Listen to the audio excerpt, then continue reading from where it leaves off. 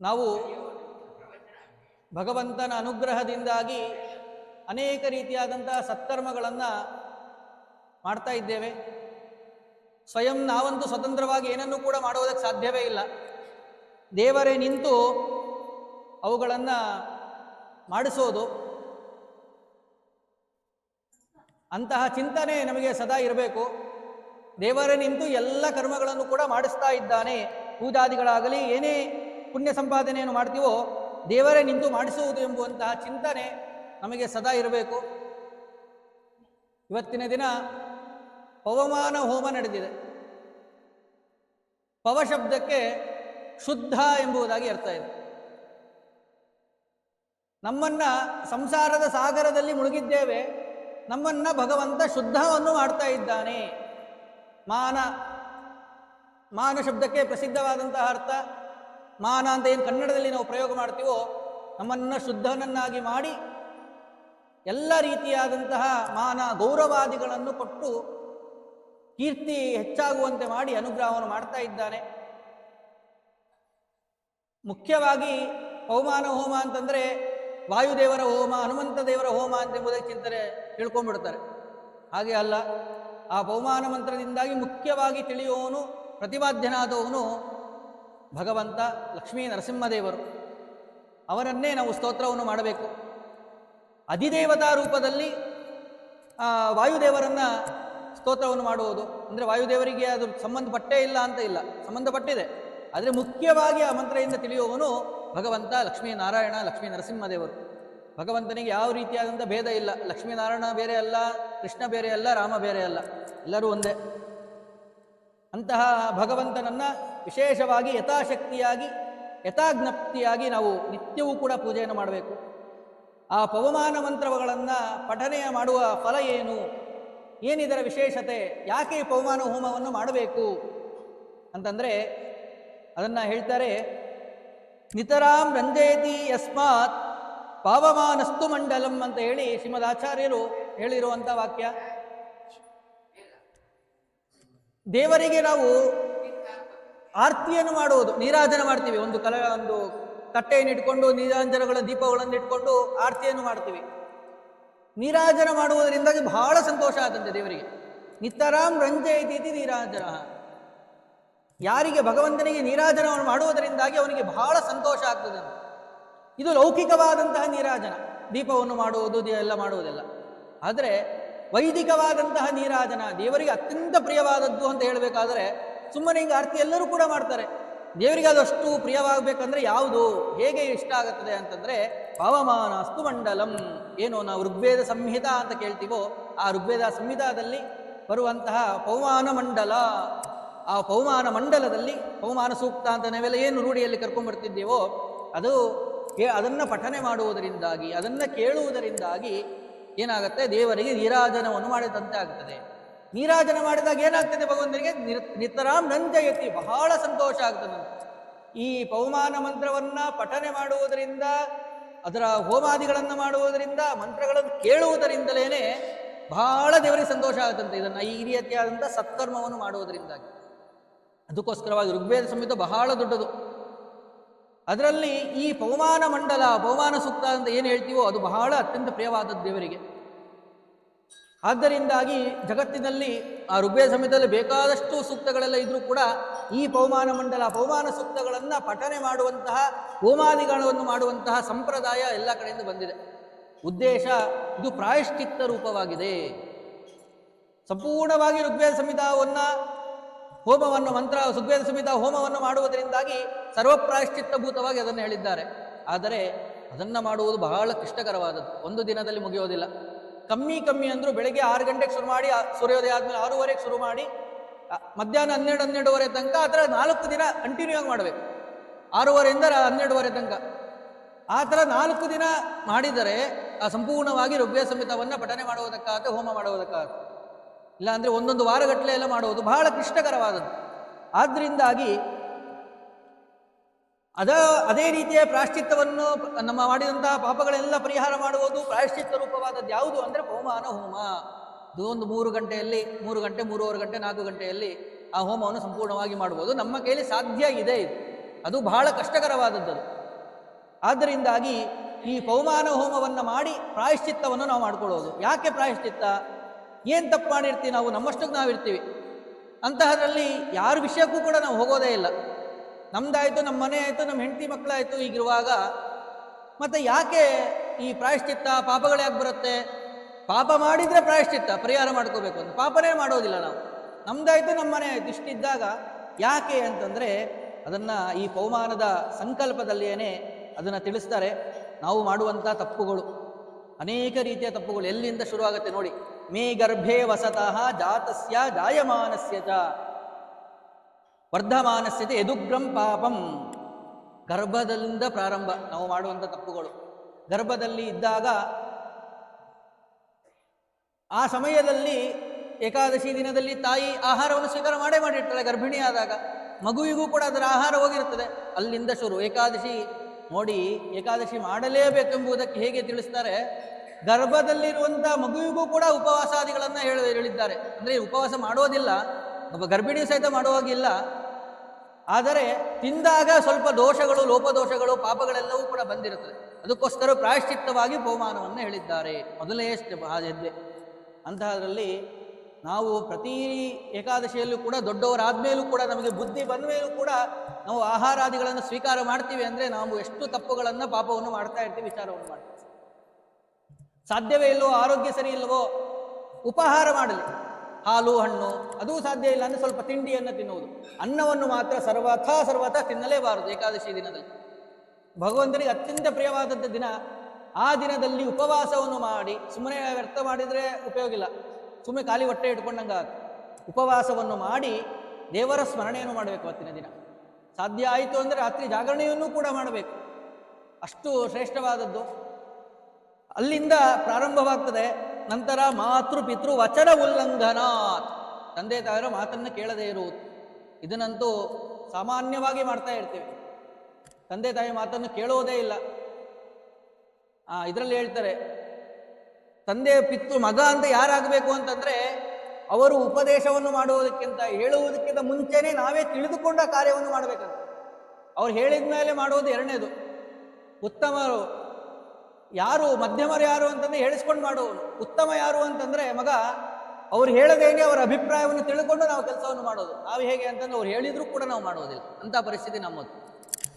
ಹೀಗೆ ಅವರ ಮಾತನ್ನು ನಾವು ಉಲ್ಲಂಘನೆಯನ್ನು ಮಾಡಿರ್ತೇವೆ. ಮಾತೃ ಪಿತೃ ವಚನ ಉಲ್ಲಂಘನ, ಇದೆಲ್ಲವೂ ಕೂಡ ಮಾಡಿದಾಗ ಸುಮ್ಮನೆ ಆಗತ್ತಾ? ದೋಷಗಳು ಹೆಚ್ಚಾಗ್ತಾ ಹೋಗ್ತಾ ಇರುತ್ತೆ. ಹನಿ ಕೂಡಿದರೆ ಹಳ್ಳ. ಏನೇ ಸುಲಭವಾಗಿ ಅಂದ್ಬಿಡ್ತೀವಿ ನಾವು. ಏನ್ರಿ ಸುಮ್ಮನೆ ಅವ್ರು ಹೇಳಿದ ಮಾತು ಕೇಳಿಲ್ಲ, ಅಷ್ಟೇನು ದೊಡ್ಡದು ಅಂದ್ಕೊತೀವಿ. ಅದೇ ದೊಡ್ಡದಾಗಿ ಕುಳಿತಿರುತ್ತೆ. ಹೀಗೆ ಅನೇಕ ರೀತಿಯಾದಂತಹ ಉಲ್ಲಂಘನ. ಸ್ಥಾವರ ಜಂಗಮ ಆಹರಣಾತ್, ಅನೇಕ ರೀತಿಯ ಪ್ರಾಣಿಗಳನ್ನು ನಾಶ ಮಾಡುವುದು, ಬೈಯುವುದು, ಅನೇಕ ರೀತಿಯಾಗಿ ಬೈತಿರ್ತೀವಿ. ಒಬ್ಬ ಮನುಷ್ಯ ಇರ್ಬೋದು, ಯಾವುದೇ ಒಂದು ಪ್ರಾಣಿಗಿರ್ಬೋದು, ನಾವು ಅದಕ್ಕೇನೋ ಕಷ್ಟ ಕೊಟ್ವಿ ಅಂತಂದರೆ ಪಾಪ ಬಂದ್ಬಿಡುತ್ತೆ, ಸುಲಭವಾಗಿ ಬಂದ್ಬಿಡುತ್ತದೆ. ಅದಕ್ಕೋಸ್ಕರವಾಗಿ ಎಚ್ಚರದಿಂದ ಇರಬೇಕು. ಯಾರಿಗೂ ಕೂಡ ಹಾನಿಯನ್ನು ಮಾಡಬಾರದು. ಗೋವಧ ಚೌರ್ಯ ಸ್ತ್ರೀವಧಾಚ, ಗೋವನ್ನು ಸಂಹಾರವನ್ನು ಮಾಡೋದು. ನಾವೇನು ಗೋವ ಸಂಹಾರ ಏನು ಮಾಡೋದು? ಅಷ್ಟೆಲ್ಲ ದುಷ್ಟಕೃತ್ಯಕ್ಕೆ ಇಳಿಯಲ್ಲ ಅಂತಂದರೆ ಯಾರೋ ಗೋವನ್ನು ಸಂಹಾರ ಮಾಡುವವರಿಗೆ ಉಪಕಾರ ಮಾಡಿದರೂ ಕೂಡ ನಮಗೆ ದೋಷ ಬಂದ್ಬಿಡುತ್ತಂತೆ. ಅಂಥವರಿಗೆ ಉಪಕಾರವನ್ನು ಕೂಡ ಮಾಡಬಾರ್ದು, ಅವರಿಗೆ ಸಹಾಯವನ್ನು ಕೂಡ ಮಾಡಬಾರ್ದು. ಸ್ತ್ರೀವಧಾಚ, ಸ್ತ್ರೀಯರನ್ನು ಸಂಹಾರವನ್ನು ಮಾಡುವುದು. ಅವ್ರನ್ನೆಲ್ಲ ನಾಶ ಮಾಡೋದಿಲ್ಲ ಅಂತಂದರೆ ಅಲ್ಲಿ ಹೇಳ್ತಾರೆ, ಅವರಿಗೆ ಸಂಹಾರ ಮಾಡುವುದಲ್ಲ, ನಾವು ಮೌನವಾಗಿ ಯಾರಾದ್ರೂ ಸಂಹಾರವನ್ನು ಮಾಡ್ತಾ ಇದ್ದರೆ ತಡಿದೇ ಇದ್ರೂ ಕೂಡ ಪಾಪ ಬರ್ತದೆ. ಗೊತ್ತಾ, ನೋಡ್ತೀವಿ ನಾವು, ಯಾರೋ ಒಂದು ಗಾಡಿಯಲ್ಲಿ ತೊಗೊಂಡು ಹೋಗ್ತಾ ಇರ್ತಾರೆ ನಾಶ ಮಾಡೋದಕ್ಕೆ, ಕೊಲ್ಲೋದಕ್ಕೆ ಅಂತ, ಅದನ್ನು ತಡಿದೇ ಇದ್ರೂ ಕೂಡ ನಮಗೆ ಪಾಪ ಬರ್ತದೆ. ಹೀಗೆ ಅನೇಕ ರೀತಿಯಾದದ್ದು. ಹೀಗೆ ಇನ್ನು ಚೌರ್ಯ, ಕಳ್ಳತನ, ಅಷ್ಟೆಲ್ಲ ಕೆಟ್ಟ ದಾರಿ ಇನ್ನೂ ಇಳಿದಿಲ್ಲ. ಸ್ವಲ್ಪ ದಾರಿಯಲ್ಲಿ ಸಂಸ್ಕಾರದಲ್ಲಿ ಇದ್ದೀವಿ ನಾವು ಅಂತಂದರೆ. ಚೌರ್ಯ ಅಂದರೆ ಏನು ಮೊದಲಿಗೆ ಅಂತಂದರೆ, ಕಳ್ಳತನ ಅಂತಂದರೆ ಯಾರ್ದೋ ಒಂದು ಅಂಗಡಿಯಲ್ಲಿ ಅಥವಾ ಏನೋ ಒಂದು ಸಂಪತ್ತನ್ನು ಕಳ್ಳತನ ಮಾಡೋದು ಅಷ್ಟೇ ಕಳ್ಳತನ ಅಲ್ಲ. ಚೌರ್ಯ ಅಂತಂದ್ರೆ ಶಬ್ದ ಕೇಳ್ತಾರೆ, ನಮ್ಮ ಮನೆಯಲ್ಲಿರುವಂಥ ವಸ್ತುಗಳೇ, ನನ್ನ ಅಣ್ಣನ ವಸ್ತುವೇ, ನನ್ನ ತಮ್ಮನ ವಸ್ತುವೇ, ನನ್ನ ತಂದೆಯ ವಸ್ತುವನ್ನೇ ನಾವು ಕೇಳದೆ ತೆಗೆದುಕೊಂಡ್ವಿ ಅಂತಂದರೆ ಕಳ್ಳತನ ಮಾಡಿದಂತೆ. ಯಾರ ವಸ್ತುವನ್ನು ಕೂಡ ಕೇಳದೆ ತೆಗೆದುಕೊಳ್ಳುವ ಹಾಗೆ ಇಲ್ಲ. ನನಗೆ ಸಂಪೂರ್ಣ ಆತ್ಮೀಯರೇ ಇರ್ಬೋದು, ನಾವೇ ನನ್ನವನೇ ಅಲ್ಲ ನಮ್ಮವರೇ ಅಂತ ಹೇಳ್ಬಿಟ್ಟು ನಾವು ತೊಗೊಂಡೋಗ್ಬಿಡ್ತೀವಿ, ಸುಲಭವಾಗಿ ತೊಗೊಂಡೋಗ್ಬಿಡ್ತೀವಿ. ಅವ್ರ ಜೋಬಲ್ಲಿ ಇದ್ದ ದುಡ್ಡು ಅಥವಾ ಯಾವುದೋ ಒಂದು ಪೆನ್ನೋ ಪೆನ್ಸಿಲ್ಲೋ ಏನೇ ಆಗಲಿ, ಸಣ್ಣದಿರಲಿ ದೊಡ್ಡದಿರಲಿ, ಕೇಳದೆ ವಸ್ತುವನ್ನು ತೆಗೆದುಕೊಂಡ್ವಿ ಅಂತಂದರೆ ಚೌರ್ಯ, ಕಳ್ಳತನ ಮಾಡಿದಂತೆ ಆಗ್ತದೆ. ಹೀಗೆ ನೋಡಿ. ಆದರೆ ನಮ್ಮವರು ಅಂತ ಹೇಳಿ ನಾವು ಅದ್ರ ಬಗ್ಗೆ ಕೇಳೋದೇ ಇಲ್ಲ, ಸುಲಭವಾಗಿ ತೊಗೊಂಡು ಹೋಗ್ತಾ ಇರ್ತೀವಿ, ಗಾಡಿಯನ್ನು ಹೇಳ್ದೆ ತೊಗೊಂಡು ಹೋಗ್ತೀವಿ. ಹೀಗೆ ಸಾವಿರಾರು ಕ್ರಿಯೆಗಳನ್ನು ಮಾಡ್ತಾ ಇರ್ತೀವಿ. ಅದು ತಪ್ಪು ಎಂಬುವಂತಹ ಪರಿಕಲ್ಪನೆ ಕೂಡ ನಮಗಿಲ್ಲ. ಅಂತಹ ಪರಿಸ್ಥಿತಿಯಲ್ಲಿ ನಾವಿದ್ದೇವೆ.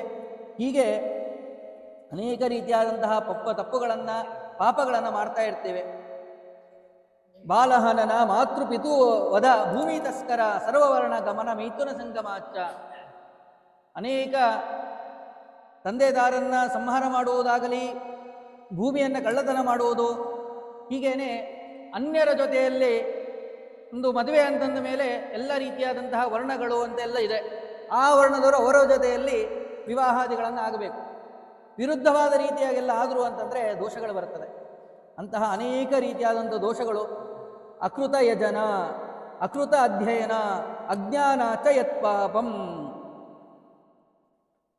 ನಾವು ನಿತ್ಯವೂ ಕೂಡ ಪುಣ್ಯ ಸಂಪಾದನೆಯನ್ನು ಮಾಡ್ತಾ ಇರಬೇಕು. ಅವಾಗವಾಗ ಯಜ್ಞ ಮೊದಲಾದವುಗಳನ್ನು ಮಾಡ್ತಾ ಇರಬೇಕು, ಹೋಮಾದಿಗಳನ್ನು ಮಾಡ್ತಾ ಇರಬೇಕು. ಏನ್ರಿ ನನ್ನಷ್ಟು ನಾನು ಮನೇಲಿ ದೇವ್ರ ಪೂಜೆ ಮಾಡ್ಕೊಂಡೆ ನಂದಾಯಿತು ನನಗೆ ಇರ್ತೀನಿ, ಸಲೋದಿಲ್ಲ. ಅಕೃತ ಯಜನ, ಯಜ್ಞವನ್ನು ಹೋಮಾದಿಗಳನ್ನು ಮಾಡ್ತಾ ಇರಬೇಕು. ಮಾಡಿದಾಗ ನಾವು ದೇವರಿಗೆ ಸಮರ್ಪಣೆಯನ್ನು ಮಾಡಿದಂತೆ ಆಗ್ತದೆ. ನಿತ್ಯವೂ ಕೂಡ ದೇವರ ಮುಂದೆ ನೈವೇದ್ಯ ಅಂತ ಸಮರ್ಪಣೆ ಮಾಡ್ತೀವಿ. ದೇವರು ನಿಶ್ಚಿತವಾಗಿಯೂ ಕೂಡ ಅದರಲ್ಲಿ ಸಾರವನ್ನು ಸ್ವೀಕಾರವನ್ನು ಮಾಡೇ ಮಾಡ್ತಾನೆ. ಆದರೆ ಆ ನೈವೇದ್ಯವನ್ನು ಏನು ಮಾಡ್ತೀವಿ, ಮತ್ತೆ ನಾವೇ ಊಟವನ್ನು ಮಾಡ್ಬೋದು. ಸಂಪೂರ್ಣ ದೇವರಿಗೆ ಸಮರ್ಪಣೆ ಅಂದರೆ ಹೇಗೆ ಅಂತಂದರೆ ಅಗ್ನಿಯಲ್ಲಿ ಹಾಕುವ ಮೂಲಕವೇ ಸಮರ್ಪಣೆ ಆಗುತ್ತೆ. ಇವತ್ತಿನ ದಿನ 1 kg ತುಪ್ಪವನ್ನು ತಂದಿದ್ರು, ಅದೆಲ್ಲವನ್ನು ಕೂಡ ಹೋಮವನ್ನು ಮಾಡ್ತಾ ತುಪ್ಪವನ್ನು ಅಗ್ನಿಯಲ್ಲಿ ಹಾಕಿದ್ದಾರೆ. ಅಗ್ನಿಯನ್ನು ಮತ್ತೆ ಅಗ್ನಿಯಿಂದ ಮತ್ತೆ ತುಪ್ಪವನ್ನು ತೆಗೆದುಕೊಳ್ಳೋಕ್ಕಾಗಲ್ಲ ನಮಗೆ, ಅದು ಸಮರ್ಪಣೆನೇ. ಕೇವಲ ರಕ್ಷೆಯನ್ನು ಹಚ್ಕೋಬೋದಷ್ಟೇ. ಹಾಗೆ ದೇವರಿಗೇನೆ ಸಮರ್ಪಣೆ ಮಾಡುವಂತಹ ಕ್ರಮ ಹೇಗೆ ಅಂತಂದರೆ ಅಗ್ನಿಯಲ್ಲಿ ಸಮರ್ಪಣೆ ಮಾಡುವ ಮೂಲಕವಾಗಿ. ಹೀಗೆ ನಾವು ನಮ್ಮ ಕೈಯಲ್ಲಿ ಸಾಧ್ಯವಾದಂತಹ ಕಾಲದಲ್ಲಿ ನಾವು ಯಜ್ಞಾದಿಗಳನ್ನು ಹೋಮಾದಿಗಳನ್ನು ಮಾಡಿ ಸಮರ್ಪಣೆಯನ್ನು ಮಾಡ್ತಾ ಇರಬೇಕು. ಅಕೃತ ಯಜನ, ಅಕೃತ ಅಧ್ಯಯನ, ಶಾಸ್ತ್ರಾದಿಗಳನ್ನು, ವೇದಗಳನ್ನು, ಸ್ತ್ರೀಯರಿಗೆ ಹೇಳಿದಂತಹ ಲಕ್ಷ್ಮೀ ಶೋಭಾನ ಮೊದಲಾದಂತಹವುಗಳನ್ನು ಮತ್ತು ಕೃಷ್ಣ ಮಂತ್ರ ಜಪಾದಿಗಳನ್ನು, ಪುರುಷರಿಗೆ ಹೇಳಿರುವಂಥ ಮಂತ್ರ ಜಪಗಳನ್ನು ನಿತ್ಯವೂ ಮಾಡ್ತಾ ಇರಬೇಕು. ಆದರೆ ಅವುಗಳೆಲ್ಲವನ್ನು ಕೂಡ ಬಿಟ್ಟಿರುವುದು. ಅವುಗಳನ್ನೆಲ್ಲ ಓದಬೇಕು, ತಿಳ್ಕೋಬೇಕು, ಸರಿಯಾಗಿ ಏನೇನು ಹೇಗೆ ಮಾಡಬೇಕು ಅಂತ ತಿಳ್ಕೊಂಡು ಮಾಡಬೇಕು. ಅವುಗಳನ್ನು ಮಾಡದೇ ಇರುವಂತಹದ್ದು ಹೀಗೆ ಹೀಗೆ ಅಜ್ಞಾನದಿಂದಾಗಿ ಸಾವಿರಾರು ತಪ್ಪುಗಳನ್ನು, ಪಾಪಗಳನ್ನು ಮಾಡಿರ್ತೇವೆ. ಆ ಪಾಪಗಳೆಲ್ಲವೂ ಕೂಡ ಪರಿಹಾರವಾಗಲಿ. ಮುಖ್ಯವಾದ ಮತ್ತೊಂದು ಅಮಂತ್ರ ಅನ್ನ ಭೋಜನಂ. ನೋಡಿ, ಇದಂತೂ ಬಹಳ ಮುಖ್ಯವಾದದ್ದು. ಸುಲಭವಾಗಿ ತಿನ್ಬಿಡ್ತೀವಿ, ಯಾವುದೋ ಹೊರಗಡೆಯಲ್ಲಿ ಹೋಗಿ ದುಡ್ಡು ಕೊಡ್ತೀವಿ, ತಿಂದು ಬಂದ್ಬಿಡ್ತೀವಿ. ಹೀಗೆ ಸರ್ವಥಾ ಮಾಡಬಾರ್ದು. ದೇವರಿಗೆ ನಿವೇದಿತವಾಗದೇ ಇರುವಂತಹ ಅನ್ನವನ್ನು ಮುಟ್ಟಲೇಬಾರದು ಎಂಬುದಾಗಿ ತಿಳಿಸಿ. ಮನೆಯಲ್ಲೂ ಕೂಡ ನಮಗೆ ಸಾಧ್ಯ ಇಲ್ವಾ, ಅವರವರ ಒಂದು ಕಾಲಕ್ಕೆ ತಕ್ಕಂಗೆ ಅಡುಗೆಯನ್ನು ಮಾಡ್ಕೊಂಡು ಊಟ ಮಾಡ್ತಾ ಇದ್ದಾರೆ. ಮಾಡಿದ ಅಡುಗೆಯನ್ನ ಕೃಷ್ಣಾರ್ಪಣ ದೇವೇ ನಿನಗೆ ಸಮರ್ಪಣೆ. ನಮ್ಮೆಲ್ಲ ಶುದ್ಧವಾಗಿ ವೈಶ್ಯದೇವೆಲ್ಲ ಮಾಡುವಂಥ ಶಕ್ತಿ ಜ್ಞಾನ ಇಲ್ಲ. ನನ್ನ ಯಥಾಶಕ್ತಿಯಾಗಿ ಅಡುಗೆಯನ್ನು ಮಾಡಿದ್ದೇವೆ, ಅದನ್ನೇ ಶುದ್ಧವಾಗಿದೆ ಅಂತೇಳಿ ನೀನು ಸ್ವೀಕರಿಸಿ ನಮಗೆ ಅನುಗ್ರಹವನ್ನು ಮಾಡು ಅಂತೇಳಿ ಕೃಷ್ಣಾರ್ಪಣ ಮಸ್ತು ಅಂತ ಹೇಳಿ ನಾವು ಅದನ್ನು ಸ್ವೀಕಾರವನ್ನು ಮಾಡಬೇಕು.